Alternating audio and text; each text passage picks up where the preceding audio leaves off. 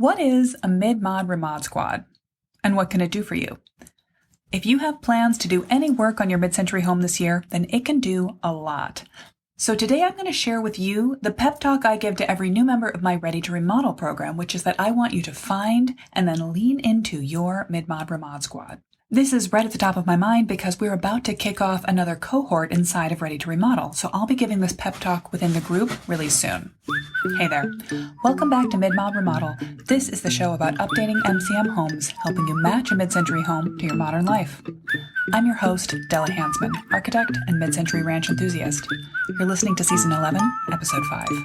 So, like I said, this is timely to share this pep talk with you because I'm about to share it with my next cohort of Ready to Remodel students. My next Mid-Mod ReMod Squad. That's actually what we call the cohorts within the program because that's exactly what they are. When a new group of homeowners all start at the same time or refresh their commitment to the program at the same time, they form a ReMod Squad, a group of like-minded mid-century homeowners who are committed to taking action together. We use their collective energy of people going through the steps of the master plan method, asking the questions, encouraging each other, picking up problems, solutions, ideas, advice, and using that power to supercharge their remodels for them. It's a wonderful feeling. If you're curious about what it's like inside of Ready to Remodel, check out my free masterclass, Planning a Mid-Century Remodel to Fit Your Life and Budget, which you can watch on your own time at midmod-midwest.com/ready-to-remodel. Or just go to the link in the show notes for this whole pep talk and transcript form and some other useful resources. As always, you'll find the show notes on my website at midmod-midwest.com/1105. But right now, I want to talk to you about what is a ReMod Squad. Have you got one in your life already?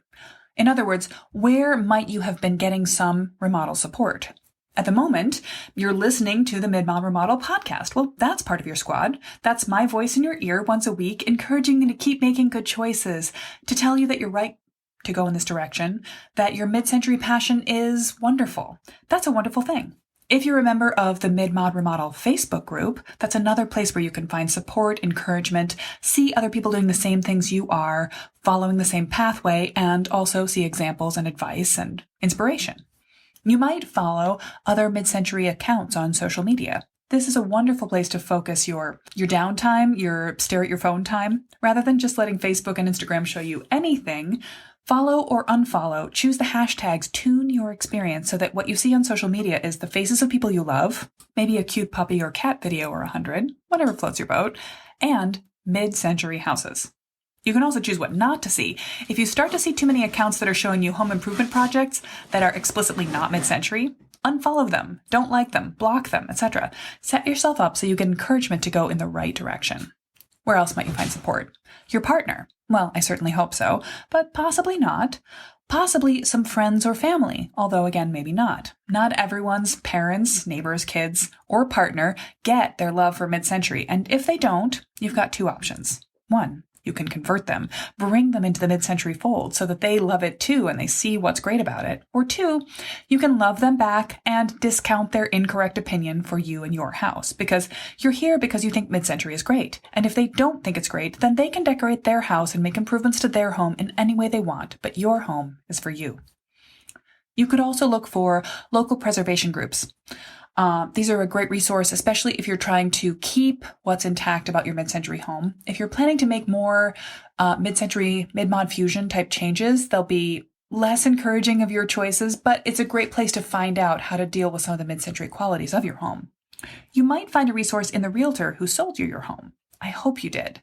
Although we sometimes buy mid-century homes from people who don't really see their value, and in some cases that helps us to get them at a discount.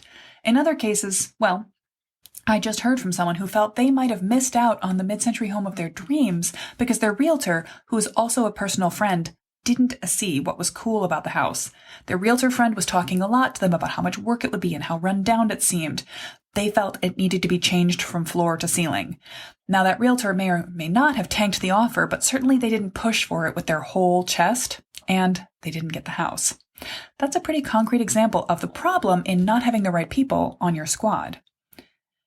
You really want to build around you the team of people who see what is valuable about what you see in mid-century homes, because anyone can use a ReMod Squad for any type of remodeling.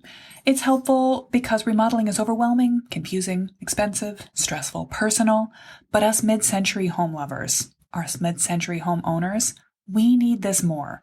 We need a mid-mod ReMod Squad. Because a mid-mod ReMod Squad will help guide you through the wilderness, past the chatter, the noise of random advice about making home improvements that's out of step with what we like, which does not key into what makes your mid-century home powerful, valuable, charming. And also it'll help us push away the actively incorrect advice coming for us very loudly out of HGTV. Now, say what you like about the entire channel. I think that in general, it's not terrible advice for anyone who has purchased a sort of soulless 80s or 90s new build. You can put some interesting decoration onto it. Or if you happen to live in a 1930s cottage and love that, a lot of the choices they're recommending constantly on HGTV, the subway tile, the beadboard, those are appropriate choices for a house of that era. But not for us. So much of the home improvement industry is keyed into the HGTV style.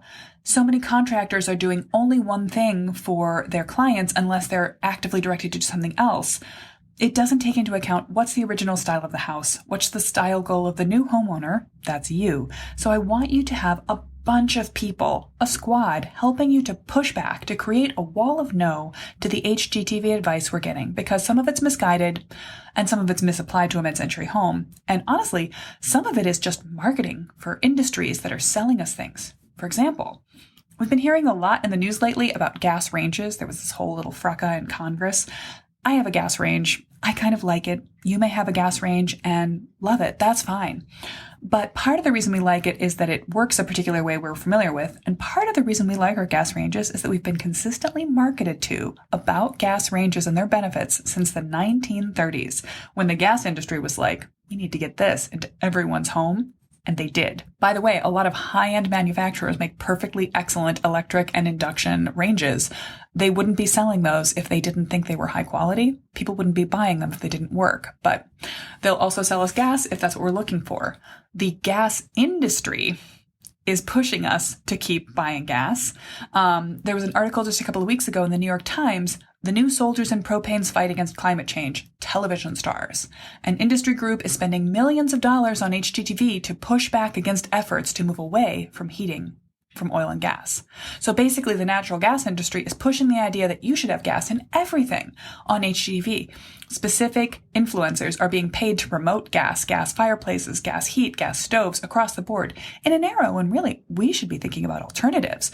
We should be thinking about electric heat. We should be thinking about passive solar, things like that. So anyway, the point is, ask yourself the journalist's constant question, who is telling me this and why do they want me to believe it? You can trust what people are saying to you a lot more when they, like you, share a passion for mid-century design.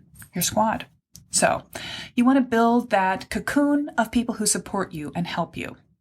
And for us, look, I know I'm preaching to the choir. You're here listening to me now because you agree with me. But I just want you to remember, it helps to have the reinforcement because so much of the world out there does not agree with you and I about this. They don't see what's cool about mid-century. So we need to build our squad. Once you've got your squad, I encourage you to make use of it. Tell us everything. And tell us everything. Because here's the thing. Planning a home update is engrossing. It's fascinating. It's exciting. It's fun. It's stressful. To us. It's much less interesting to everyone else in our lives. Even the people who love us the most, unless they happen to be your best friend, your mom, your favorite sibling, who is also planning right now a remodel to their mid-century home. If they're not, no one else is going to be as invested in your home improvement projects as you are. Except other people right in the middle of planning a mid-century home update. And me. But those other people, they are going to be going through the same exact struggles, experiencing the same wins. They're not just generically remodeling, they're mid-century remodeling. So no one is going to be more excited when you solve a problem for a mid-century home that's been bugging you. When you get the paint off that brick. No one is going to be more sympathetic when you run into a roadblock, when you realize the original building has been damaged beyond repair in some way, or that you just are not going to find those blueprints. And what you can do about that, no one is going to be more curious about how you solved the problems the way you did. And when you tell other people who are updating mid-century homes right now, they're going to echo and reflect your excitement back to you, and they're going to give you useful advice. That's the benefit of having a mid-mod ReMod squad. They are your echo chamber, your reinforcement, and they are a font of great ideas and enthusiasm that will keep you going. So, if you're starting to make changes to your home this year, or frankly, if you're not starting to make the changes, but you want them to begin, find a group of people who are doing just that and pinball off their energy. Make use of that energy as much as possible. Let your squad know how you're doing, whether you're succeeding and you've had 5 brilliant breakthroughs in a week, you've made calls to contractors, you've found out pricing, you're feeling on fire, and you've really got it going on. Also, come to the group if you've done nothing, if you're stuck, if you're frustrated and you don't know how to find that piece of information, because someone else in your squad will feel the same way, or will remember feeling that way, and will join you in that emotion, which is so validating, and then help you break through those roadblocks. Here's the thing. It's so helpful to watch other people go through the process of a remodel in parallel with you. And what I've seen inside of cohorts of Ready to Remodel is that when we go through this, we start off with a series of weekly calls. At first, everyone submits their questions to me. Basically, my office hours calls are a form of remodeling group coaching. Mid-century homeowners show up on the Zoom with their questions and I answer them. Things like, here's my struggle with the entry sequence. The built-in we don't know how to fix. The flooring has been damaged. We need to replace it. What's a good choice? And I'll give them the weight of my experience working on dozens, hundreds of mid-century homes, show them examples of previous design projects. But by the end of the series of weekly calls, I'm still giving advice, but we also get feedback from the other homeowners on the call at the same time. And I love to watch this happen. It goes on both in the chat of the Zoom, people just weighing in, saying they understand that that's happened to them too, piling on saying, oh my gosh, that's my question and I didn't even think to ask it. But also we'll have people just pop on, I'll say, turn your audio on, let's share this experience. Basically, people are able to workshop in real time how they've dealt with storage solutions, how they've gotten the paint off brick or original paneling, things they've tried that turned out to be unwieldy. Someone asks a question of, is it worth it to use a heat gun paint stripper? And I'll tell them what I know, but then we'll get 2 other homeowners on the call who have tried it and had success or dramatic failures. And that helps you make an informed decision for yourself about whether that's something you want to try. There's such a power in watching other people go through the same steps of the same process you are, either a little ahead of you or a little behind you. And either way, I think watching that advice, watching that progress is empowering. I find this in my own life. Running a small business, I'm really confident about being an architect who advises people about how to make updates to their mid-century homes. Being the leader of a company is something that's much more new to me, so I have a business coaching program that I belong to, and meeting and watching my other fellow small business owners go through the exact same struggles I am in their own industries. Marketing, management, time management, it's incredibly validating, and every time I see that it's happened to someone else, I relax. When I see the same things happen inside the Ready to Remodel group, I smile because it feels so familiar. So I want you, wherever you're going to find it, I want you to find and build around yourself a squad of mid-century home improvers who care about your project as much as you do. Now, if you're less interested in building a squad for yourself and you'd just like to luck into one, well, that's where I've got some great news for you because, like I said at the top, we're just about to launch another cohort inside of Ready to Remodel. So on February 6th, the first Monday of February, we'll begin our office call sequence. We'll be doing weekly calls all the way through February and March, and we'll be creating a group of people who are going through the master plan method together. So let's recap. What did we cover today? 1, you need a team of people around you to give you advice, not just for general remodeling, but specific to your love of your mid-century home, your mid-mod ReMod Squad. 2, you can build this team of people out of people you know, people in your neighborhood or your community, contractors, realtors, suppliers, and more. You can find people online and join mid-century oriented online communities. You can join the Mid-Mod Remodel Facebook group. But on top of all of that, I strongly recommend that if you want to start making changes to your home now and do it the right way, you join us inside of the Ready to Remodel program in time to join the next ReMod Squad for the group. Once you're in the squad, once you've got your squad, lean on them. Share your wins, your frustrations, your questions, and whatever's holding you back. They'll share with you too. Within that community, you'll find the motivation to keep going through whatever's holding you back. So, to get started right away, check out my free on-demand masterclass, How to Plan a Mid-Century Remodel to Fit Your Life and Budget. It's just hanging out there, containing pretty much everything I believe in, and waiting for you to feel ready to get started. Now is a great time to get started. You'll find it and the show notes at midmod-midwest.com/1105. I hope I'll see you on the call next Monday, joining the next Mid-Mod ReMod Squad. But if you're listening to this episode later, know that you haven't missed out. You can get planning at any time and join the next ReMod Squad when it starts. Still, start this week. Okay, next week on the podcast, we'll be talking about why you do not want to paint mid-century brick. I sing this song to the internet all the time, but I recently realized I've never put it into podcast form, so you'll get the long answer to why not next week. See you then.